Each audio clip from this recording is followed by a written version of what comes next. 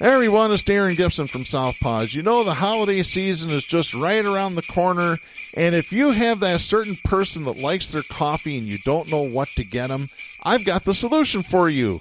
A Southpaws coffee cup. That's right. We've had our own coffee cups for a number of years now.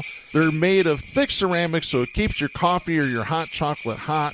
They're made 100% in the U.S. with union labor.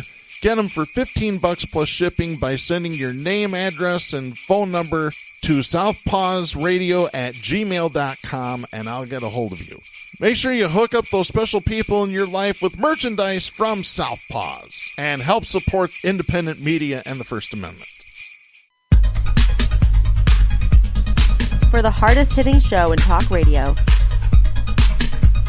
the true progressive voice since 2012. This is Southpaws.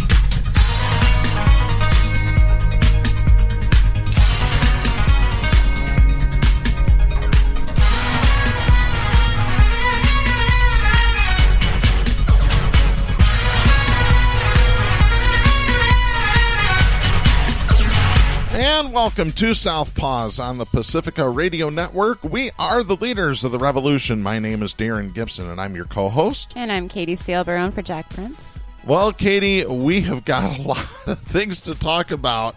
Michigan has made national news again for all the wrong reasons, so... We've gotten really good at that. Unfortunately, we have. And we're going to have a Monster Hammer Time segment. Please be patient with us. We have a lot to get through today and only an hour to do so. So let's get right into it. Before we start, though, a couple of reminders. You can follow us on social media. Facebook.com/Southpaws Radio Show. On Twitter @Southpaws Radio. Tumblr @southpawsradioshow.tumblr.com. You can find us on YouTube by doing a search for Southpaws Radio. You can become a patron of the show by going to patreon.com/Southpaws Radio. You can listen to the show anytime you like at Spreaker.com. Do a search for Southpaws there. You can find us at Stitcher by doing a search for Southpaws there.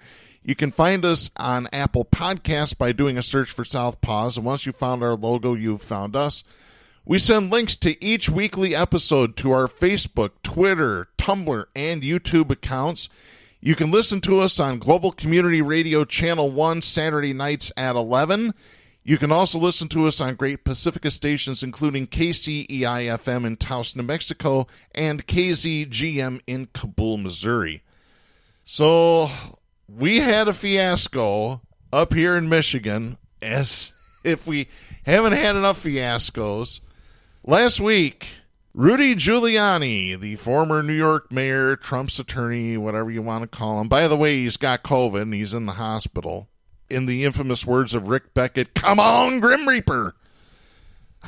Giuliani and his clown show showed up at the state capitol in Lansing for a supposed hearing on election fraud in Michigan. Let me just remind everybody, not a witness was sworn in, even though there were calls by the Democrats on the committee to swear witnesses in so that they'd have to testify under oath. Every other committee hearing, you have to swear in under oath when you testify.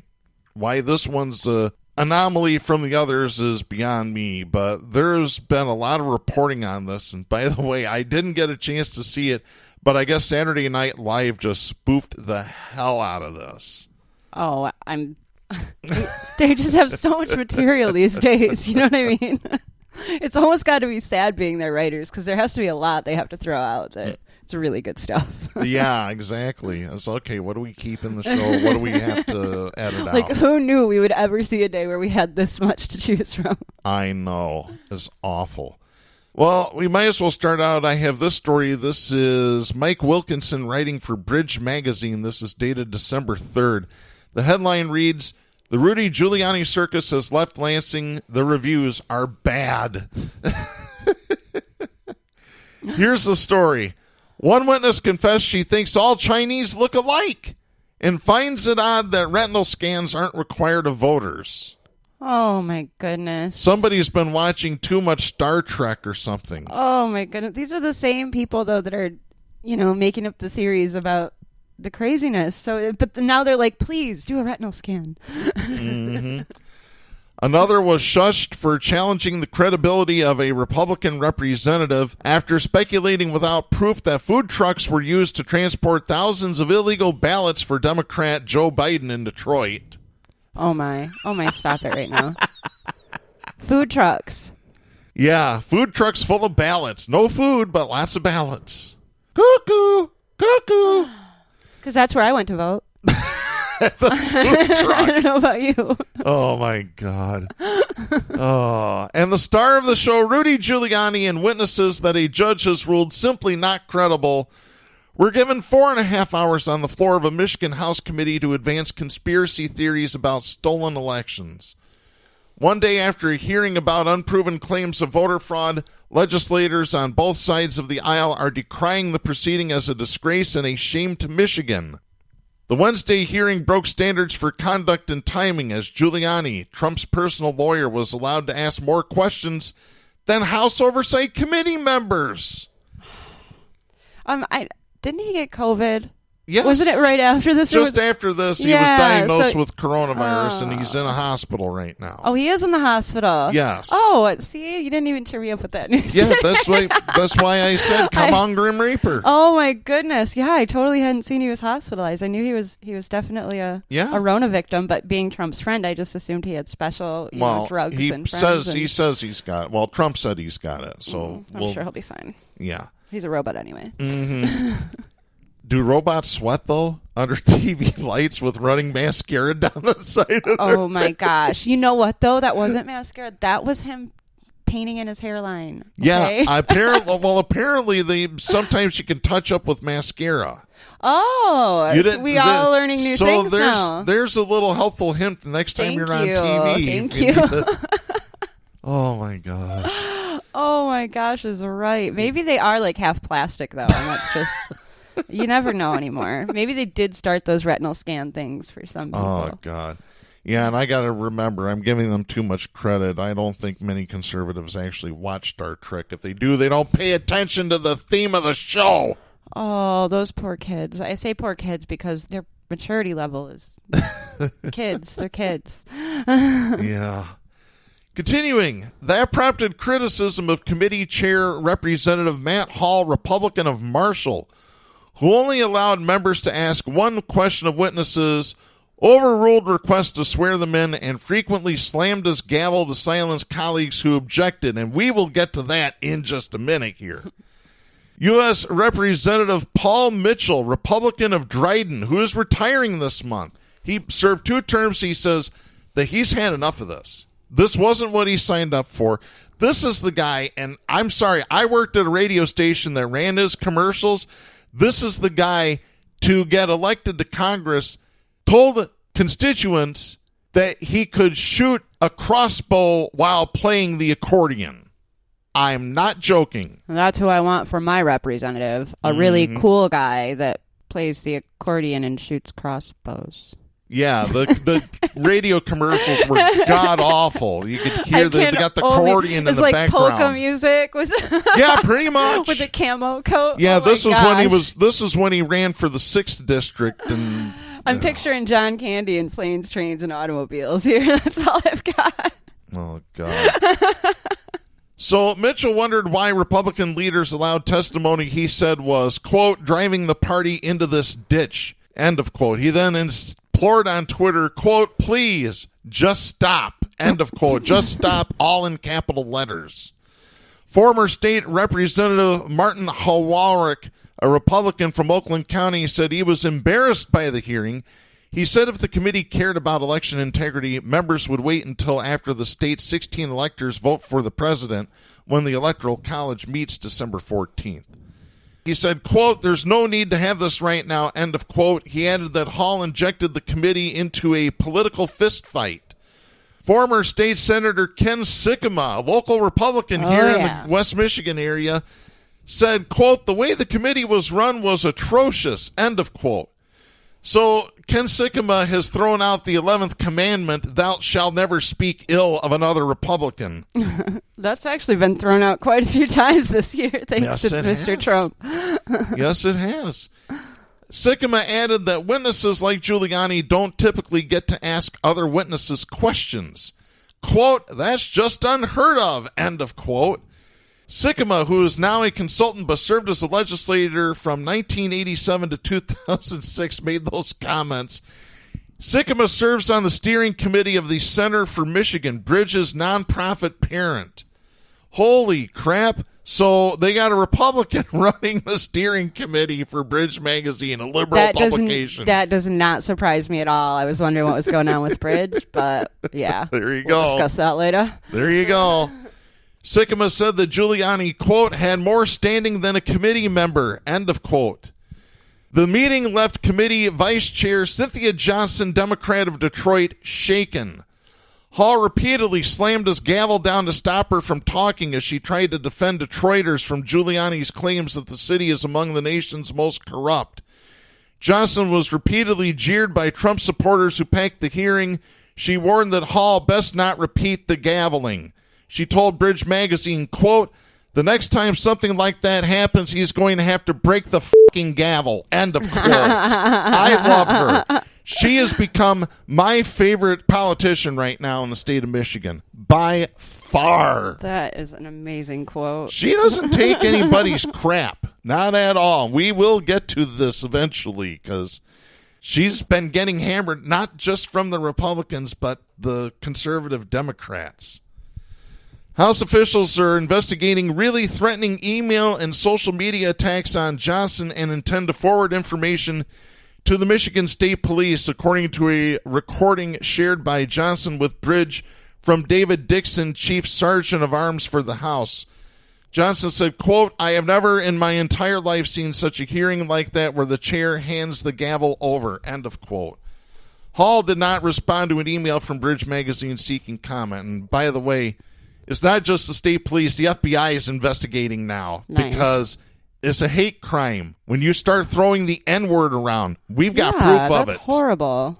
We've got the proof, folks. We'll be playing those in just a minute here.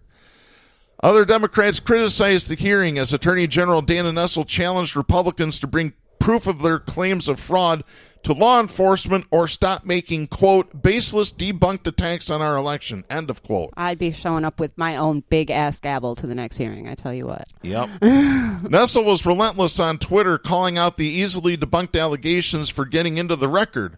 Quote, this hearing is a state-sponsored disinformation campaign geared toward undermining our electoral system. Shameful, end of quote. Senator Jim Ananich, Democrat of Flint, labeled the hearing a circus in part for not swearing in those who testified.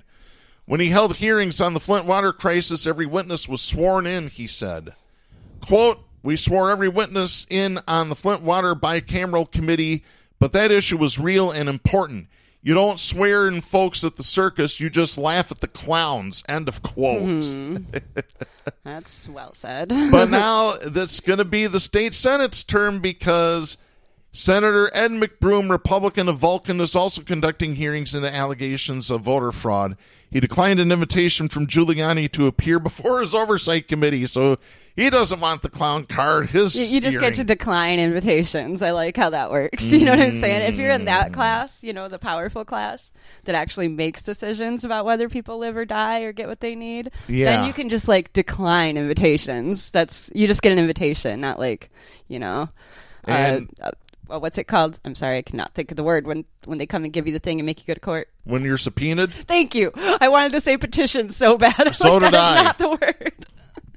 So, yes, some people get subpoenaed. They just get invitations that they're allowed to decline. Yeah. So Giuliani invited himself to the Senate hearing, and McBroom said, no, we don't need you. Oh, okay. Yeah, that's even better when other people uninvite you. Once again, it's the Republicans. It's the 11th commandment being thrown out the window. That girl showed up to that hearing with a messy bun. I'm sorry, we're looking at this picture. We're looking at the Saturday Night Live skit. Oh, God, yeah. This is the skit. This is hilarious. Oh, but it looks so real because she really showed up to that hearing looking like she was ready for the SNL skit. Like, she had her hair in a messy bun. She had the porno glasses. Seriously, I was looking at this girl like that lipstick, those glasses, that hair. You are straight out of a cheaply made porno film. I thought porno glasses were bigger. No. No? She's definitely pulling out the I can sit in an actual official federal hearing with these porno glasses. I wonder if she ended up in Giuliani's hotel room after this. Oh, that's where she started out, and I'm sure where she ended and up. saw him tucking his shirt in. Oh, you really had to put that in my etiquette, didn't you? Yeah, I'm sorry. Oh, boy. So we have this. This is Susan Demas writing for Michigan Advance. Susan Demas is the former owner of Inside Michigan Politics. I'm not really that big of a fan of hers, but she's right on board with this one. As millions tuned into Saturday Night Live's parody of Rudy Giuliani and slurring star witness Melissa Carone last night, they were laughing at Michigan, not with Michigan. By the way, this article is dated December 6th, so this was the day after Saturday Night Live aired. She said that everybody was laughing at Michigan, not with it, and we deserved it. Truth. So, yeah, I'm just going to skip around a little bit on this one. I might not even go any further here because we've said all that needs to be said. Oh my gosh. Yeah, that was entertaining, if nothing else, which it was nothing else but entertaining. But that's what I think our big concern should be here, is not necessarily these fake hearings, that are more about propaganda and getting out a message than they are about anything legal actually happening. Mm-hmm. I think that's our major concern, is just people not... The 72 million Americans that voted for Donald Trump are not logic. You can't beat a fool with logic. You know what I mean? You just can't logic with a fool. So you don't even bother trying. Right. And if they just keep getting these people incensed and riled up and instigating this divide, that's our issue. It's not necessarily whether or not legally they have anything. It's whether 72 million Americans think they were wronged. And the problem, I think, now is that there are millions and millions of Americans who fought for Bernie Sanders, who went through this. Mm-hmm. We know what election fraud is. We know what it is to work. We've seen it up close. We've done the work and lost and had it ripped away from us and laughed in our face, So for so many of us to see what's happening now, we don't have compassion for these people. These are people that haven't done any work. All they've done is be really mean to people, and now they've jumped on a platform and they think somebody owes them something. And so the other half of America right now is kind of going, half of us are establishment Dems that are going, ha ha, your turn, you suck. And the other half are going, this is what you signed up for. It's your turn now. Well, as we were talking before we started recording today's show, by the way, we're recording this show on Friday, December 11th, 2020. We were talking that Nina Turner is going to run for office, and you said that she now has other Democrats coming out against her to run against her, and you know how that felt. Yeah, I told Darren I rarely say anything like this, but it makes me feel important when I see this happen, because the one thing that I know happened for sure when I ran for office was that the Democrats specifically recruited people to join the race to make it harder for me to win, because they didn't necessarily care who won as long as it wasn't me. Exactly. And that's the most satisfying thing, I think, that came out of my run for office. But I definitely see it happening in Nina's race. And like Dennis Kucinich right now, who I believe, didn't Bernie endorse him? I believe so. Which would put him in a really compromised position to have to either endorse one of them or not endorse anybody in that race, which, I mean, Nina ran all over the country for 3-4 years for our revolution for Bernie, and longer than that. One of his biggest advocates, but also Dennis helped him a lot too, so it'll be interesting to see what happens. Yep. Let's round back to where we were with what happened in Michigan with Giuliani showing up here. We talked a little bit about some of the threats that Cynthia Johnson received. I have this story. This is Max White writing for WXYZ Television out of Detroit. State Representative Cynthia A. Johnson received racist and threatening voicemails, and she shared them in posts on Facebook. Johnson from Detroit is, I can say it was the Democratic chair of Michigan's House Oversight Committee, and I'll explain why in a minute here, which heard unproven claims of voter fraud last week. The voicemails contain racist threats, with the person on the other end of the phone shouting baseless claims that the election was stolen. And they got links to all this too. And by the way, we've got the audio of all this. You have not heard these yet. I've bleeped out most of the language, at least the stuff that the FCC says that I cannot air. However, There's one word I'm leaving in because I want people to get pissed the hell off and start standing up for Cynthia Johnson and other people of color. I'm probably going to get really mad right now just to prepare you. Yeah. So before we get into that, we do have to start our very lengthy Hammer Time segment. Stop! Hammer time! Oh, yeah.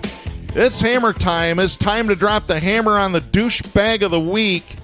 4 this week. 4 of them. 3 of them from the state legislature. So let me just get right into this. First off, Cynthia Johnson posted these voicemails to her Facebook.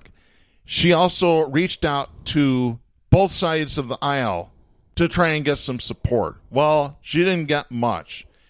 She actually shared this message on Facebook. So our first winner is State Representative Mary Whiteford, Republican of the 80th District, which is Allegan County. Mary Whiteford was elected to replace Cindy Gamrat, who was kicked out of the state legislature because she was having an affair with a fellow legislator. I was like, who's Gamrat? Now I remember. And lied about it to investigators. Yep.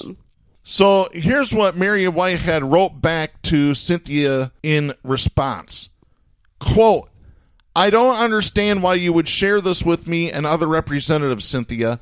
By the way, I am shocked that you had that poor woman spell out her name during the hearing. You put her life at risk. That is the most heartless action I have ever witnessed, using your position of power to shame someone who was in a very vulnerable position. I'm praying for you to have compassion for those that you disagree with. Sincerely, Mary. This is a response to hearing a really violent message. Yeah, Mary, where's your fucking compassion for somebody being called the N-word? Where is it? I'd like to see it. Would love to see it. But you don't have any because you're a violent conservative. Yep. All conservatives are violent. No, period. End of story. Violence against black people is okay. Exactly. It's not violence against white people. That's literally what it comes down to. Exactly.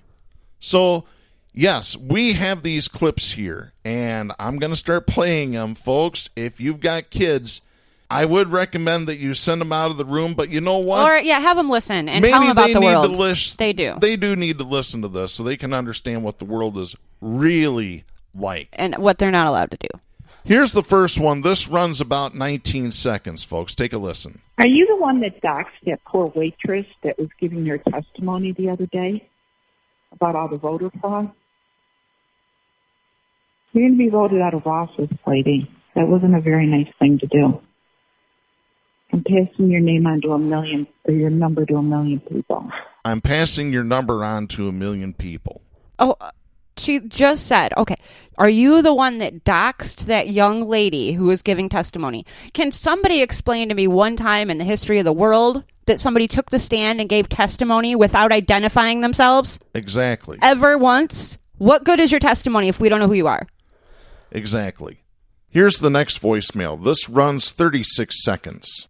Don't use God's name in vain because you can't tell people they're liars when they're saying the truth, and you are sitting there saying, God bless you. No. You're the devil. You're the devil woman. You should go to jail.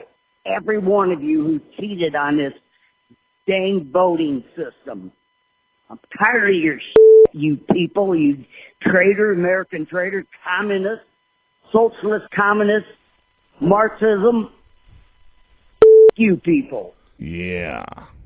Isn't that just lovely? This is the Republican Party, folks. You know what really messes me up, though?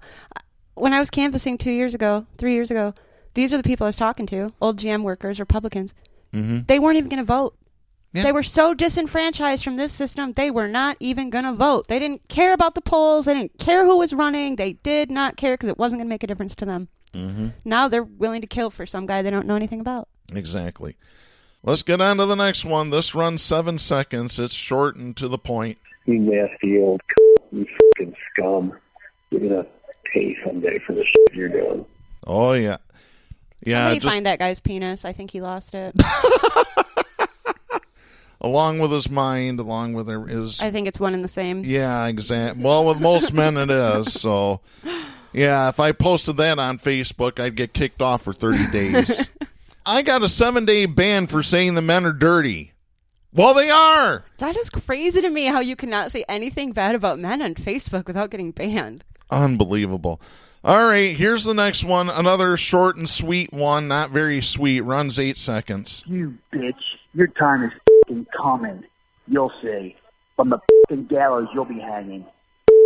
Oh. Yeah, another use of the C word there, the one that rhymes with runt. He threatened to hang her.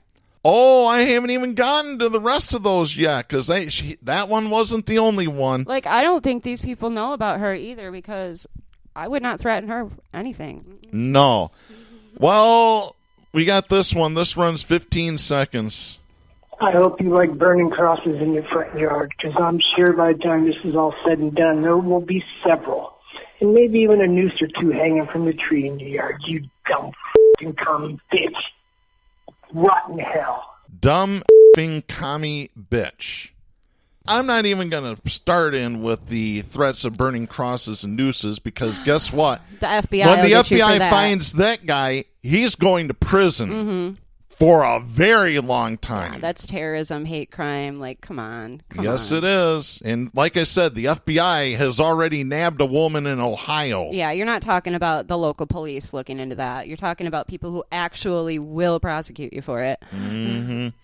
Yeah, unlike people like Berry County Sheriff Darleaf. But hearing these is so crazy, because it's what we're reading every time you read a social media news article. All these hateful comments, to actually hear it in their voice is terrifying. Well, here's the thing. This guy didn't really have enough to say. He had more. He called back and left another message. This one runs 20 seconds. Yeah, take a listen. Hey, you dumb f***ing worthless. I hope you were dead by now, but if not, you'll get this message and you'll know how America feels about the way you treat voters. You are a piece of shit. You need to be run out of office and hung from a f***ing tree, you dumb nigger bitch. Yep. Somebody find out his name. Yep. We need his name. And that's the word I am not bleeping. People need to hear it. People need to get angry. Very angry. They better get angry, because I'm feeling like this is so much more normalized. Mm-hmm. Here's the next one. This one runs 33 seconds. Take a listen. Mr. Johnson, keep the call coming, please. I thoroughly enjoy these harassing calls from your little niglets. Please, by all means, keep them coming. There's nothing more that I enjoy in life than debasing niggers. So please, hand out my number. I love the confrontation with your little niglets. Yeah. It's time for honoring yourself from being a man, you f***ing hoe. Wow. Time to arm yourself from, I couldn't understand, something men. It's like, I wish everybody understood what I see, which is that this literally comes almost every single time from this tiny little piece of insecure lack of manliness. And that's, I hate to make it a gender thing, but so much of it is. It's a masculinity thing. You know, it's really, and I'm not saying there's not women that are calling and saying some really effed up stuff. That's actually the last one I'm going to play is a woman. By the way, I'm assuming she's from the Upper Peninsula, because she's got the Yooper accent going. There's some crazy ones. Okay, let's listen. Yeah, here, this one runs 36 seconds. You f***ing hole, f***ing black. How dare you bully witnesses on the stand? Your name and phone number's out there now. You're getting doxxed, bitch. You're done. You're so f***ing done. Should be swinging from a f***ing rope, you Democrats. You f***ing Democrats stealing the election. You deserve everything you f***ing get. Goodbye, man. You're in so much trouble. Dems are going down, especially f***ing big-lip niggers like you. Isn't she lovely? Okay, yeah, that's... Does she kiss her husband with that mouth? Does she even have a husband with a mouth like that? It's not a gender or masculinity thing. It's pure insecurity. It's pure insecurity. They feel inferior. They feel inferior to these people. She feels inferior to the black woman who has power, And that man is also feeling pretty inferior and pretty demasculated by the fact that a black woman has power. They cannot handle it. Like, honestly, you're not making us look very good, white people. You really need to handle things with some level of rationality and nonviolence. As I said, violent conservatives. What do you expect? So, if you received messages like that, let me just put it this way. If you received messages like that, what would you do? How would you feel? I would be irate. Mm-hmm. I would be incensed and instigated to want to protect myself. Mm-hmm. My first instinct would be to threaten violence in order to protect myself. That would be a human instinct. And I'm not saying that's the right thing to do, but that's probably what I would do. Well, we have one more clip to play.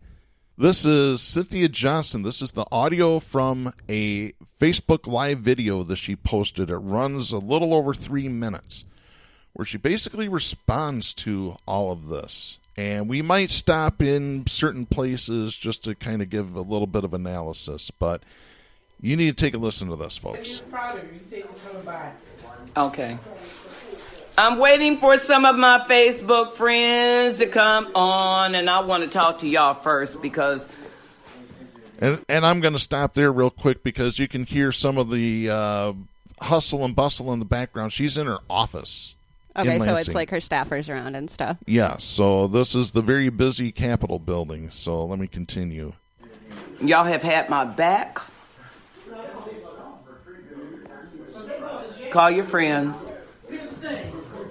Come on in, because I want to talk to y'all. We got some work to do. We got some work to do.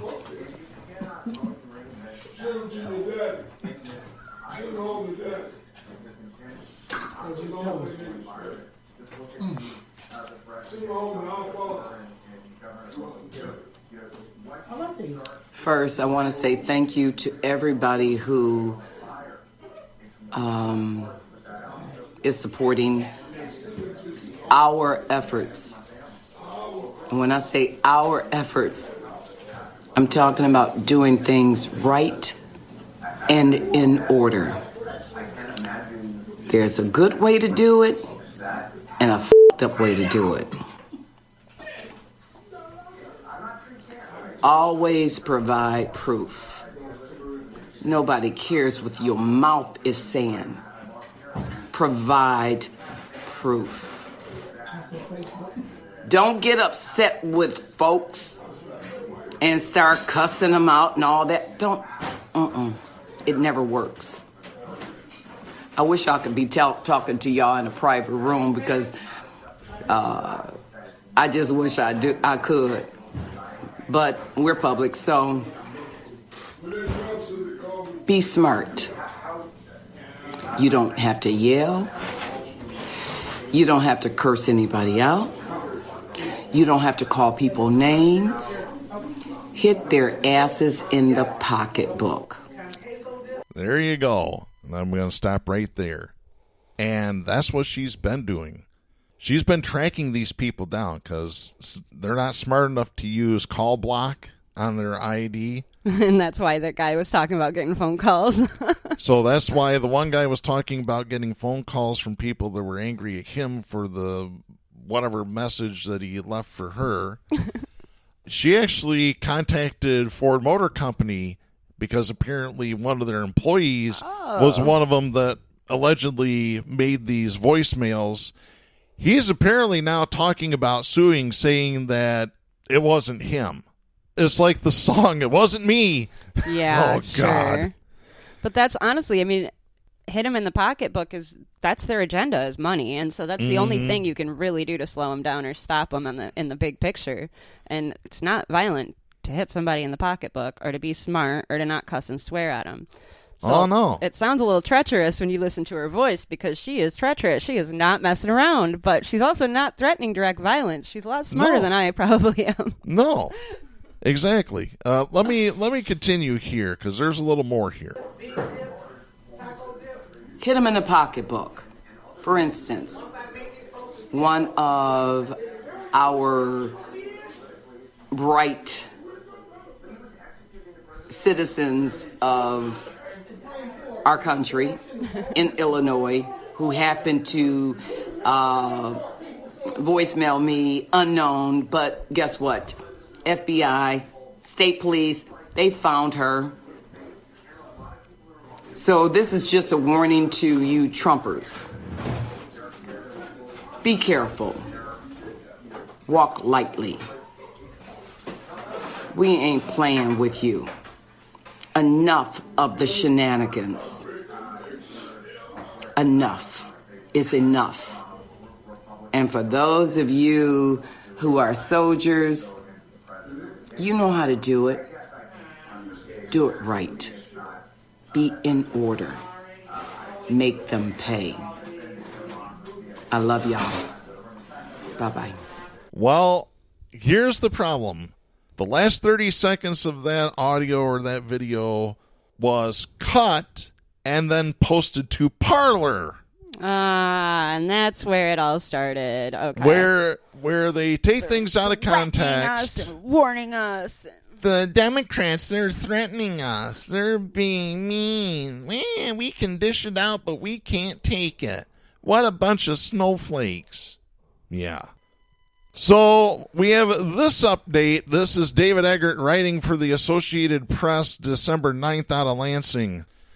Republican leaders in the Michigan House stripped a Democratic lawmaker of her committee assignments Wednesday after she threatened Trumpers in a social media video. They had to quote the word Trumpers because they didn't have a threat to quote. Well, Trumpers is a better word than I've used on this show. Oh, exactly. Yeah, usually it's Trump-tards, so there you go. Representative Cynthia Johnson of Detroit sits on a GOP-led committee that heard baseless allegations of election fraud from Donald Trump's personal lawyer, Rudy Giuliani, and others last week. Yes, I omit the word president every time I talk about Trump, because, seriously, f*** him. Oh, jeez. I just... Melania won't even do that. It just makes me pissed. Let me continue here. Johnson, who is black, reported getting multiple threats after the hearing, including one saying she should be lynched, and on Tuesday night took to Facebook to warn, and you just heard the clip, you Trumpers, be careful, walk lightly, etc., etc. You've already heard that. So, douchebags of the week, number 2 and number 3, House Speaker Lee Chatfield, Republican of Levering, Speaker-elect Jason Wentworth, Republican of Farwell. There's your next 2 douchebags of the week. They stripped her of the committee assignments, and they said they were exploring further disciplinary action against the first-term legislator. In a joint statement, quote, threats to either Democrats or Republicans are unacceptable and un-American. They're even more unbecoming of an elected official, end of quote. I just have one word for that. Bullshit. Straight up bullshit. I got more than one word, because if I threaten you to either represent the people or you're going to lose your damn seat, I'm allowed to do that. Yep. And if a public official wants to threaten, every constituent in the world that, if this happens and this is how I'm going to vote, or this is what I'm going to do, or this is how I'm going to handle it and respond, as long as it's not a violent threat, it is 100% protected by the Constitution and the freedom of speech. Exactly. Also, in the joint statement, they said that violence and intimidation is never appropriate in politics. Well, why don't you tell that to your frickin' supporters, your violent conservatives? How do you negotiate anything if you can't threaten anybody with something? How? Mm-hmm. Because a threat, if it is not violent, is legal. They're muddying waters purposely. Yeah. They're muddying waters between property damage and physical violence. They're muddying waters between... Yeah, property damage is not violence, folks. Period. End of story. It's not. Just like a threat is not a violent threat unless you're actually threatening somebody with physical violence. Okay. There's a difference between hit him in the pocketbook and... Yes, and hit him in the throat. Yeah. That's better. That's better than what I was going to say. Because I tell you what, if I was an African American and somebody said that to me, I'd be responding with, motherfucker, I'll be at your house and you're going to the morgue and I'm going to prison. And if this were that's what I would do. And if this were a country we were damn proud of, we'd have an entire military standing behind us to support that. Because that's what we would actually be spending our resources on, is protecting people and not, further oppressing them. Yeah. Continuing this joint statement, quote, that applies to threats made toward public officials, and it must also apply when the threats come from public officials.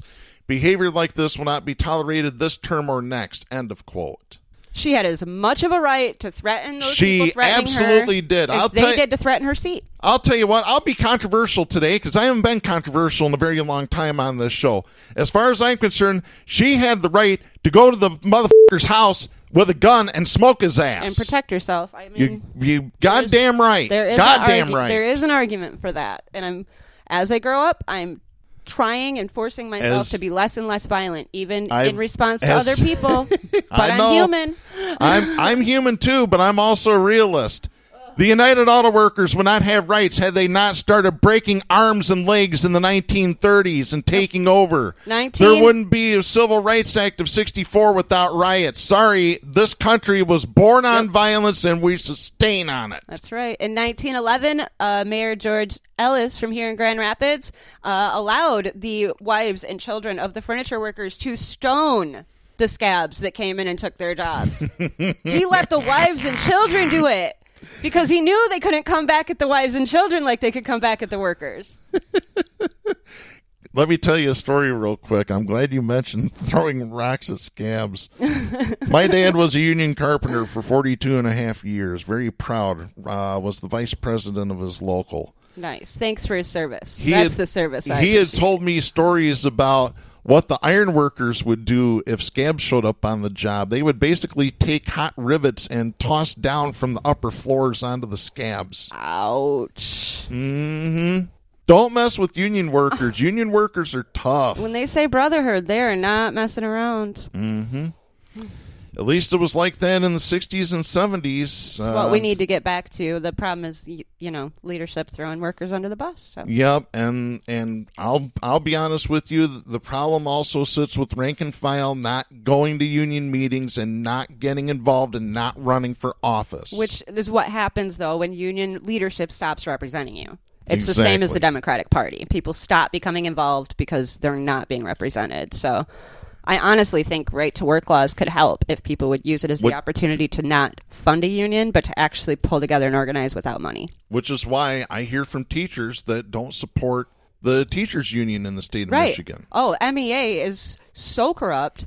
And if you want to find out, go into the archives and listen to Jack Prince, a retired teacher, explaining this. Listen to Jack Prince if you want to hear anything about the Michigan education system in general. I have to get off of the Cynthia Johnson thing or my blood pressures. You're going to be rushing me to the hospital. Yeah. But we're not done with the Hammer Time segment. Winner number 4 this week is Bart Spencer, senior pastor of Lighthouse Baptist Church in Holland. I have this story. This is Carolyn Muskins writing for the Holland Sentinel. A Holland pastor's comments on COVID-19 shared on Facebook late last week were condemned by residents who said the comments were irresponsible. During a November 14th sermon, Bart Spencer, senior pastor of Lighthouse Baptist Church, encouraged his congregation to contract the virus to get it over with. That is a direct quote, get it over with. In an aside, after he started coughing while delivering a sermon, the irony right there is just tasty. He said, quote, COVID, it's all good. Several people have had COVID. None have died yet. It's okay. Get it over with. Press on. End of quote. Apparently, the sermon was videotaped. It's available to view on the church's website if they haven't removed it already. I can't help but notice how many of these churches with these ultra-conservative pastors share a name with places like insurance companies and property management groups. And I mean, I'm sure there's absolutely no connection to Lighthouse Mortgage and Lighthouse Property Management and Lighthouse Insurance and Lighthouse Staffing and, all those other things that are popping up all over Grand Rapids right now. I'm sure. That's fine. Spencer told the Holland Sentinel that he and several in his family, including elderly family members, have had the virus and gotten over it. He told the newspaper, quote, it's not fun. I lost my sense of taste and smell, but my bout with the flu was worse. End of quote. Yeah, there's people dying. But listen, his relatives have a lot of mutual wealth funds, and they're doing really well with this COVID thing, Darren. So if people could just not worry about it and go get sick, they'll be doing even better. Yeah. The daily death toll in this country is exceeding September 11th. Daily. You have a 9/11 within 24 hours. It's less than 24 hours now because we're well over 3,000 deaths every day from this virus right now. And the same people that should be warning us and reminding us to stay safe are profiting from it. So it's a conundrum. Yes. He said his church has been holding services in person after congregants asked to resume services in the spring. Some wear masks and practice social distancing, others don't. He responded to that by saying, quote, "We trust our people to make their own decisions. We respect one another's positions," end of quote. It's not a position. You are going to infect and kill somebody. I don't give a damn about your opinion on this. The facts of the matter are this is a deadly contagious disease. If it doesn't kill you, you might be permanently disabled. His opinion, though, is that that's okay. That's his opinion, is that it's okay to kill people. It's okay to disable people. We respect each other's choice to kill people. Yeah, you know what I say? F*** his opinion. Seriously, I'm sick of this They're normalizing the most insane things. I mean, it's unfathomable, really. Yeah, it is. But in this day, we're in the dark ages. Jack talked to me this morning on the phone on the way down here, and he reiterated something that we've said on the show. This isn't Democrat-Republican. This is smart versus stupid. It really is, folks. We have science deniers. They deny climate change happens. They deny that the COVID virus is real. It's smart versus stupid. But their stupid just keeps getting reaffirmed for them every time they go surround themselves with their people. And the problem is that their stupid is going to kill somebody. Lots of somebodies, and it keeps doing it. But they can justify that in the groupthink mentality that they're in right now. Mm-hmm. So for our 4 Hammer Time winners this week, Representative Mary Whiteford, Representative Lee Chatfield, Representative Jason Wentworth, and Pastor Bart Spencer, we have this message for you. Don't be a douchebag. That's right. All 4 of you need to knock it off now. Yeah. Assholes. I hate this state sometimes. I'm getting to the point I'm not proud to be an American. I haven't been for a long time. Same. Speaking of un-American, we might as well just get right into the election real quick. Now, apparently, there are attorneys general, 17 of them across the country, that are wanting the Supreme Court to throw out the votes in Pennsylvania, Michigan, Wisconsin. Oh, Texas doesn't like how Michigan ran their election. Well, guess what?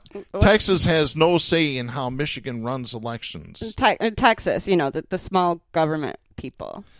And now apparently 108 members of the Republican Congress have now also signed on to this. I'm going to be really controversial right now. As far as I'm concerned, they are traitors to this country. They have ignored the oath that they took when they were sworn in as congressmen to protect and defend the Constitution. And by the way, that's the entire Constitution, not just the Second Amendment. It's all of the amendments. It's the articles.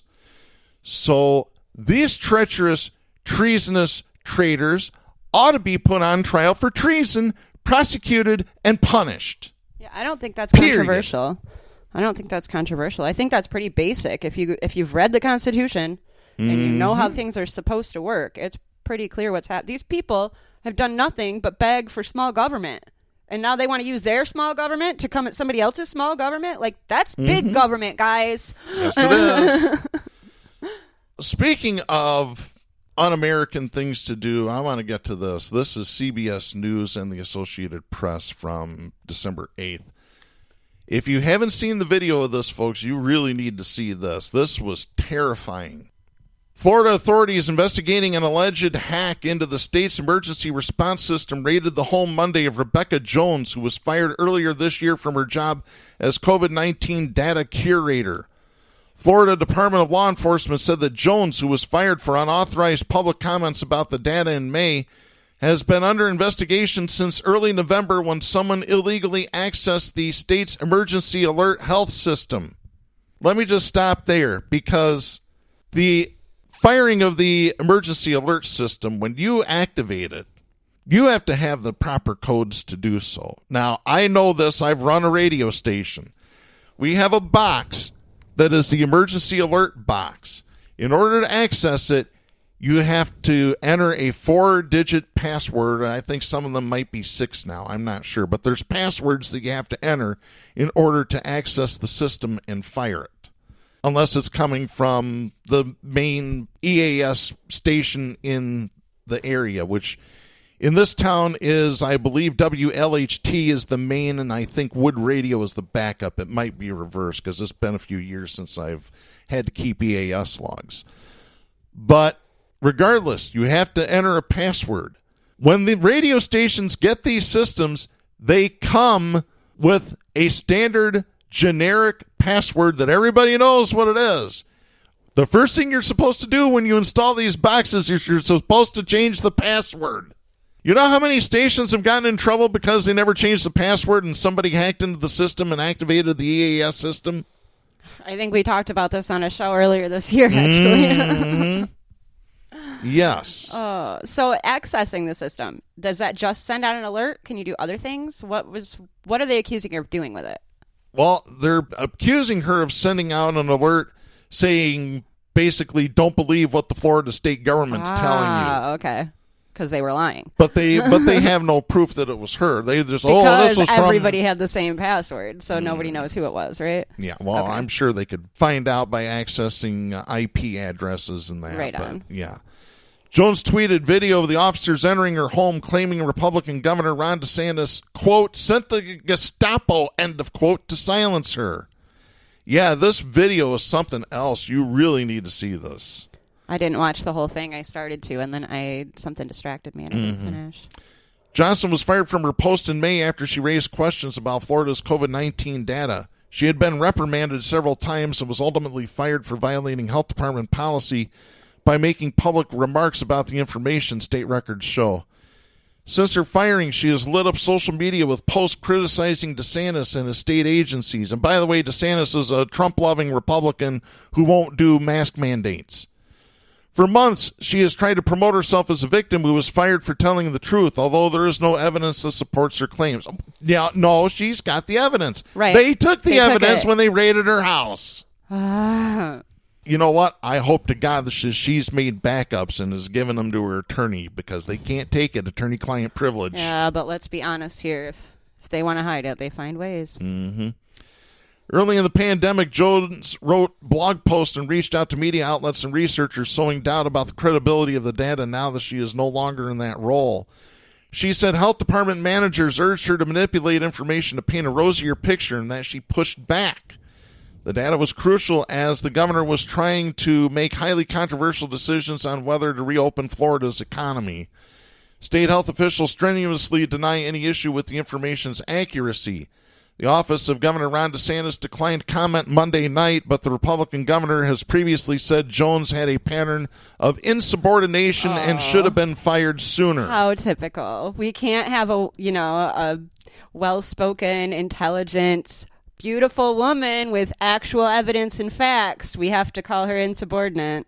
She must be too mouthy.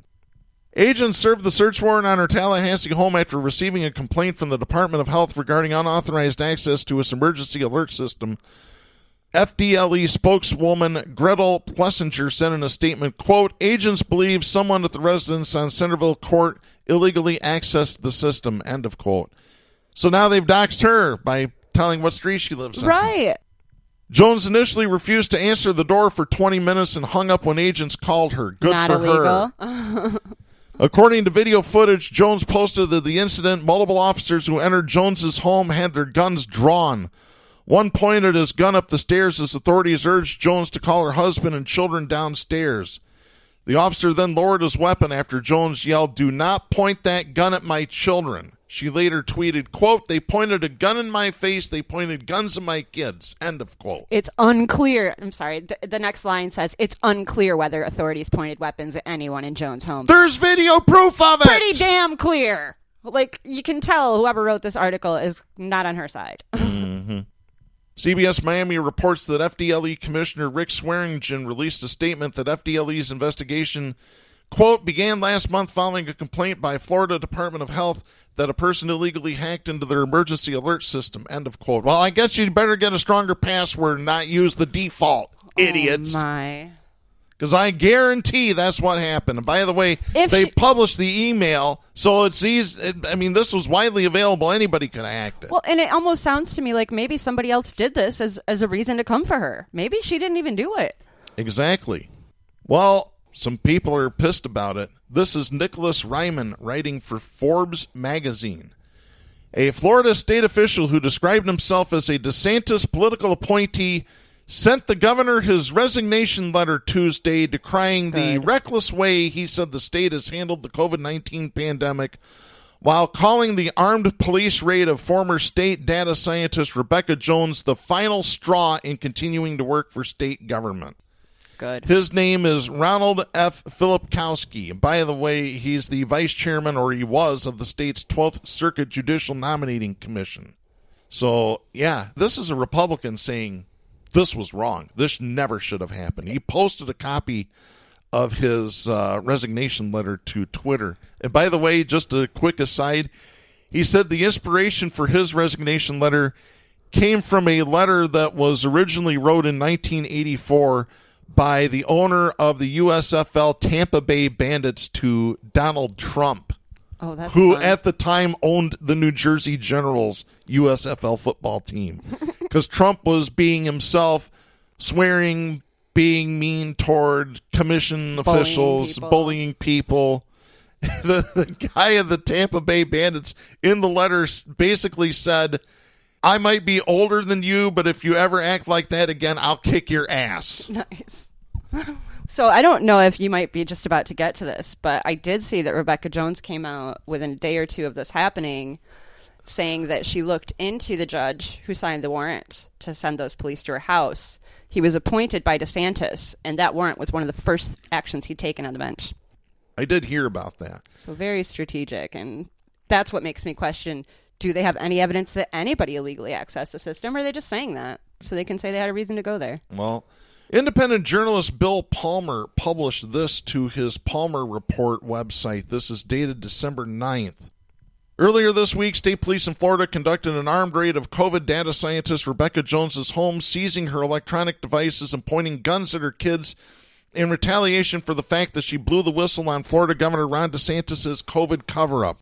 DeSantis claims that he had no advanced knowledge of the raid, which no one believes because, of course, he and his allies weren't behind it. Now it turns out the supposed reason for the raid isn't believable either. The state claimed that the raid was justified because Jones was suspected of hacking into an internal network to send a message to state employees about COVID. But it now turns out the message was simply sent to an email address that it had made publicly available. So it's like a group message, like Yahoo Groups. Oh, my goodness. So it wasn't the EAS system at all? Or was it an email sent through the EAS system? It was an internal message, I guess. Oh, wow. This means the warrant was fraudulently obtained, which in turn means a whole lot of people are in trouble. This means one or more people in the Florida Department of Law Enforcement lied to a judge in order to obtain a warrant. It means police were sent out to carry a fraudulently obtained warrant. It means Rebekah Jones has the mother of all civil lawsuits if she wants it. And by the way, she said she wants it. Oh, I bet she does. And it means the people who fraudulently obtained the warrant are in danger of going to prison. No wonder DeSantis is pretending he had nothing to do with this. It could end up taking down his governorship. Yeah, it could also land him in prison. If we're lucky. Yeah. Unbelievable. This hour just goes by so fast. There's only, one more show this year? 2 more shows this year? Couple more shows. Yep, 3 more actually. Oh, that's right, because we got that one. Yep. Yeah, because we're going to be recording a couple of Thursdays around Christmas and New Year's, so we'll have them out a little bit early for those weeks. Well, folks, that ends everything for this week. We'll be back next week. I'm Darren Gibson. I'm Katy Steele for Jack Prince. Please support independent media and the First Amendment. The stations that carry Southpaws do not necessarily share the opinions expressed on the show. Southpaws is protected by the First Amendment to the U.S. Constitution and is copyrighted by Big D Entertainment. All rights reserved.